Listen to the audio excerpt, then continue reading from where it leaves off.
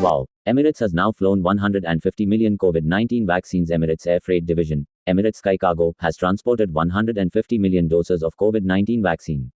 Calling the achievement a historic day for the transportation of modern vaccines, Emirates Sky Cargo says it's a significant milestone. Emirates Sky Cargo has today paid homage to Louis Pasteur, who administered his first vaccine to a human on July 6, 1885.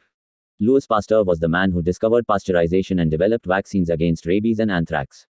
Emirates Sky Cargo has played a crucial role. Like Pasteur, modern chemists and microbiologists have been racing against time to develop vaccines to inoculate the world against COVID-19.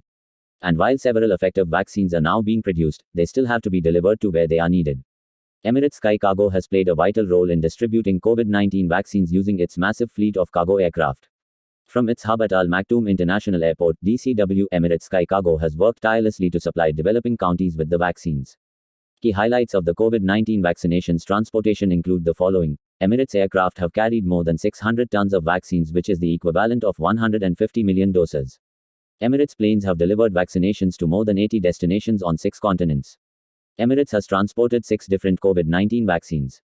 Why wasn't the second Antonov AN-225 finished? For people who have seen the colossal Antonov AN-225, EMIRATES, in person, they know that they have been lucky to see an incredibly rare aircraft.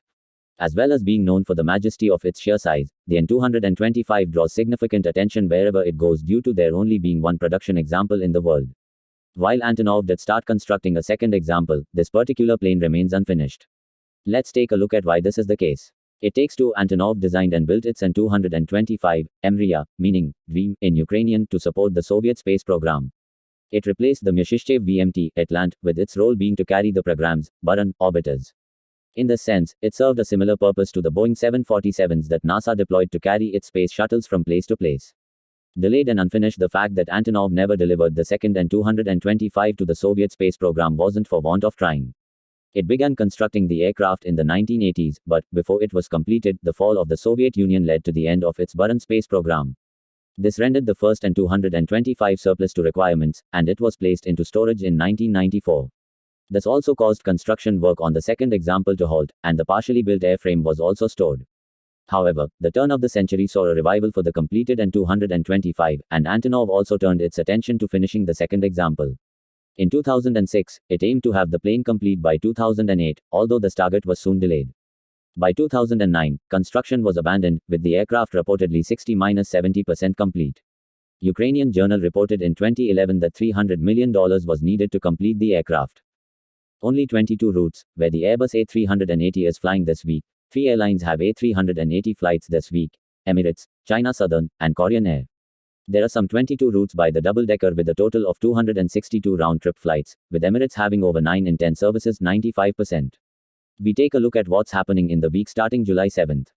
Just 11% of pre-pandemic A380 flights. While comparisons to previous times aren't always fair, they are enlightening.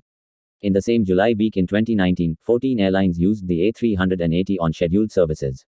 These included Air Madagascar, which used Highfly's sole example to fly football supporters from Antananarivo to Cairo on July 7. Flashback to this week in 2019, these 14 airlines had 2,477 A380 flights across 124 routes, data from OAG shows.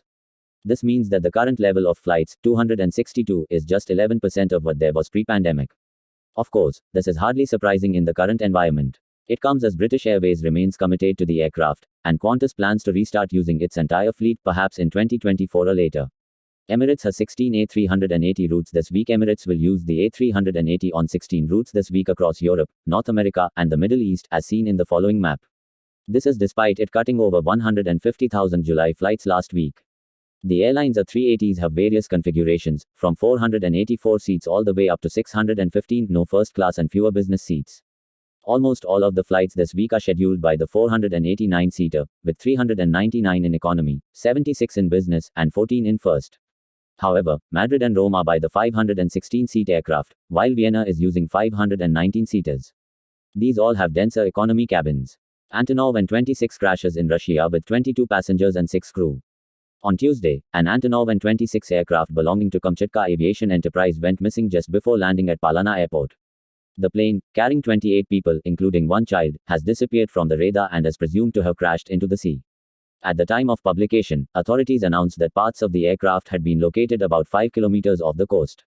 failed to make scheduled communication, and Antonov An-26 twin-engine turboprop has gone missing in the Russian Far East. The plane, carrying 22 passengers and 6 crew, is presumed to have crashed just off the coast of the Kamchatka Peninsula. The aircraft disappeared from the radar after failing to make its scheduled communication about 9 kilometers out from Palana Airport. Search and rescue efforts are currently underway. The BBC reported that a weak signal from the aircraft's black box has been detected just off the coast. Ships were sent to the location along with a helicopter. Fog prevalent in the area complicated the work of emergency services. However, at the time of publication, news has just come in that rescuers have found fragments of the plane about 4 to 5 kilometers off the coastline, RIA Novosti reports. The plane with tail number RA26085 took its first flight in 1982. It belonged to Kamchatka Aviation Enterprise, also known as Petropavlovsk-Kamchatsky Air Enterprise, and was operating flight PTK 251 from Petropavlovsk-Kamchatsky Airport. One child below the age of 12 is confirmed to have been on board the aircraft. Meanwhile, the passenger list also included the mayor of Palana, Olga Mokhireva, along with the heads of the Financial Department, the Department of Education, Social Protection, Culture, and Sports, Radio Sputnik reports. No official statement has yet been released regarding the incident. Earlier today, the Regional Ministry of Emergencies issued a statement to news agency RIA Novosti, confirming only that the aircraft failed to communicate as scheduled. Yplay doesn't want the Airbus A321LR or XLR. The launch of Icelandic startup Play has, so far, been limited to Europe. But by this time next year, it should be beginning to branch out into the east coast of North America. With the A321 Neos, it can comfortably make this trip, but could the long-range A321s open up more destinations? Its CEO, Birgir Johnson, doesn't think this is a good idea, saying that they are not part of the plan. Longer-range narrowbodies are not in the plan. With Play's build-out of its European network in full swing, passengers on both sides of the Atlantic will be eagerly awaiting the airline's phase 2 of its launch. Just as its predecessor WOW Air did, Play intends to connect Europe and North America with one-stop flights via its hub in Iceland. Azerbaijan Airlines A319 experiences cabin pressure issue at FL 190. On Sunday, July 4, an Azerbaijan Airlines Airbus A319 departed Baku for the Autonomous Republic of Nakhichevan when it experienced an issue with cabin pressure at FL 190 approximately 19,000 feet.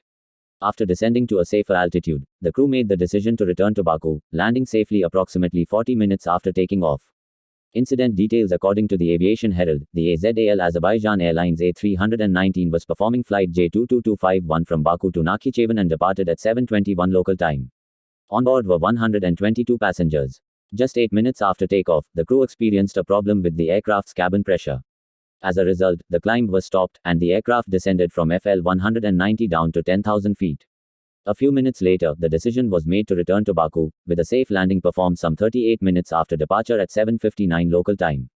The Aviation Herald reports the airline citing technical pumping as the reason for the aircraft's diversion. This involves the aircraft's air conditioning system.